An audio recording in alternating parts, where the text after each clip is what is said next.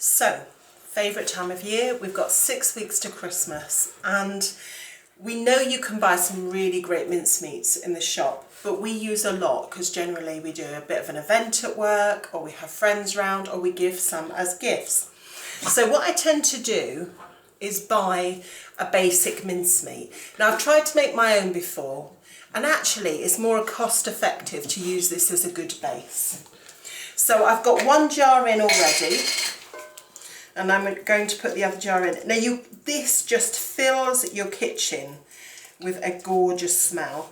Now the secret to a good mincemeat is adding some extra bits and pieces. So we've got 2 jars now. How much is in there? 822 grams. That's such a specific number. Yeah. We picked up these wonky clementines from they're Aldi at the moment. Aldi, so they're a little bit cheaper just because they don't look as great. I've kept some back because the secret to this too is grating the peeling. Now, one way that you can, well, it's like zest. The one way you can do it is to pop these in the freezer, and it makes it easier. You can use oranges as well, but I find this has a much gentler taste. And like I say, the smell's gorgeous. So I put 3. Now I'm using these extra ones because I wanted you to show, look nice with them halved there. You don't have to get every single bit. The reason my hands look a bit stained is that I've been doing beetroot today, so that's why they look very pink. I'm adding some light brown sugar. How much was here? 3 ounces. Okay, 150 grams of dried cranberries. You can pick them up. These are from Aldi, but you can pick them up from lots of different places. Now, don't worry, because with the soaking 6 weeks before, this will all go nice and soft. We've got some Grand Marnier. You can use Jack Daniels, whiskey. Southern Comfort.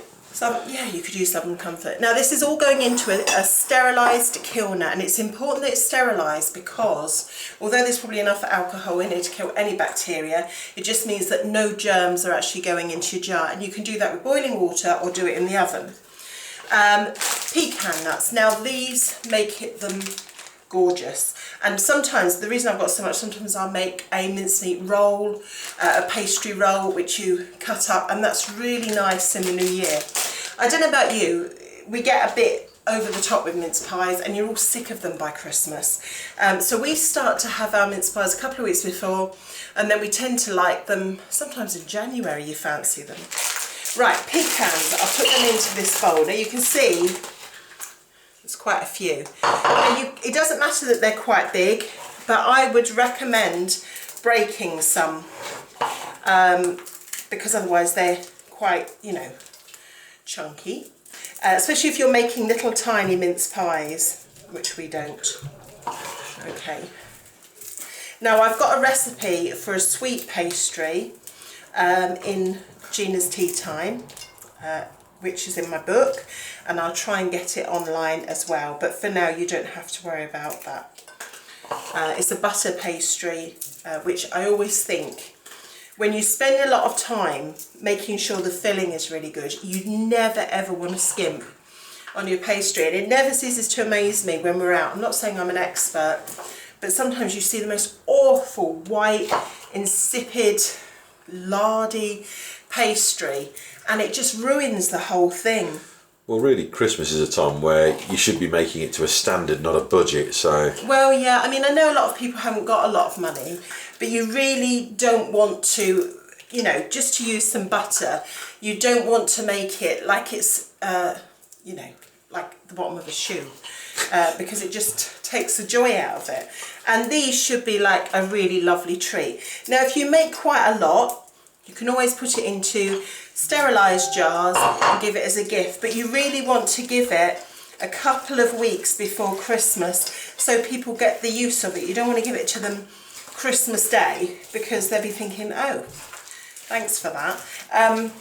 But yeah, so sometimes if I know somebody's on their own, I'll do a food hamper and I'll put in a jar of mincemeat Also some cooked mince pies, because otherwise it's just mean. It's like, here, make your own.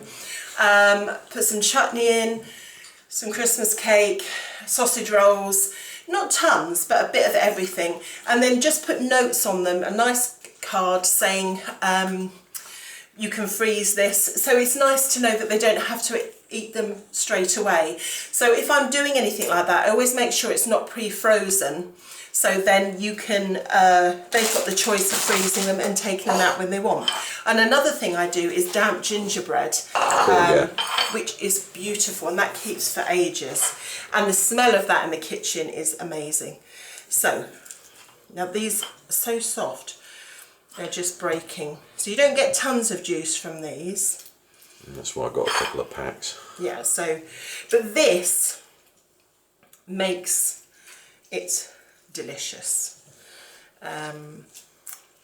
I think it's delicious anyway. Well, everyone that has them seems to like them. Whether they're just being extra polite, I don't know. But you know. Okay, I love them. Yeah, so it's worth the extra effort. Like I say, that will store there now in that jar, and everything will be softening down, just mellowing, and it's going to taste lovely. So, okay, so that goes in there. And so that orange juice will, the cranberries will take that in along with the alcohol. Okay. And then On fire today. And then Davin's nanny's Grand Marnier that nearly crashed every jar. I don't know, can you see how much I'm putting in? I know, I mean, am I just doing it as a... Yeah, just give it, don't... Be generous, Jay, don't... There we are, because I've got a lot of orange juice in there as well.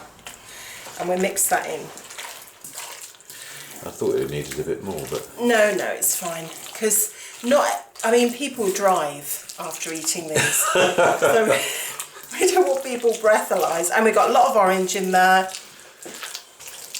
Now, for those of you that don't know about mincemeat, obviously it's not savoury, it's sweet. And the suet in it, you can add extra vegetable suet if you want to. And that's what creates that lovely gloopy thing, but sort of the gloopy essence of a mince pie. But I don't add extra because I'm not that keen. And I find it doesn't make any difference at all. Okay. Now I'm just going to taste. Yep, that's good. I'm actually going to put a bit more. I think you should. There we go. Cheers. I think it'll be fine. And when you're getting this out to do the mince pies, if it is a little bit runny, then just leave the juice to the bottom. That's okay. There we go. Look at that, it's gorgeous and jewelly and nutty. And remember, if you're giving these as gifts when you make them, remember to say contains nuts. I know it's obvious to us because we've put them in. It's good to give people a heads up. Now, a lot of people only have a peanut allergy, so just put on there contains pecan nuts. And then basically it's decanting, and I'll do that because it looks so beautiful. So we've taken 2 jars of standard. Now what I do, once this is in the jar, because it's airtight, because as you can see it's quite messy, I'll shut the jar and go over with some water, clean it off. Now I know what it is, so I don't need to label it, but you obviously might want to label it with a date on it. How long will it keep? Don't know. Well, the amount of we have had some kept for nearly a year and used it like the following November, and we didn't die of food poisoning. So, you know, that's... I know I always go on about me being messy, but I am so messy, and that's why this marble worktop works a treat, because... It's the blessing. Because, you know, it's just... I'm just working for speed here. So that's nearly filled this big kilner jar. Like I say, the whole kitchen smells great. I've done some pickled shallots earlier, so we've got a mixture of mincemeat and onions. So the whole, but this is the best smell. It's basically Christmas concentrated Christmas. Now, if you wanted to, if you tasted that and thought, oh, I wouldn't mind a bit of ginger in there, you could add some dry ginger. Be careful you don't add too much because it will get hotter. You could add some mixed spice if you wanted to. It's up to you. Remember, it's your mincemeat, so you can do with it what you want. You can have a little play around. If you don't want to add alcohol, don't add alcohol. If you don't want to add nuts, don't add nuts. It's fine. It's just pimping up your mincemeat. And the clementines, I think, are the big change.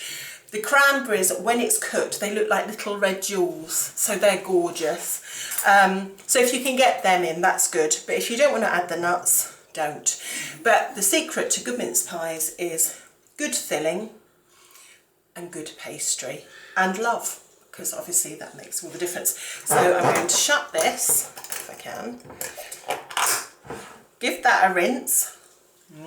With her tongue.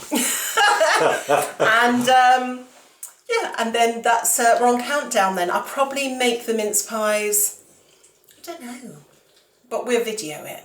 You want to see me then? I'm going to get in a massive mess.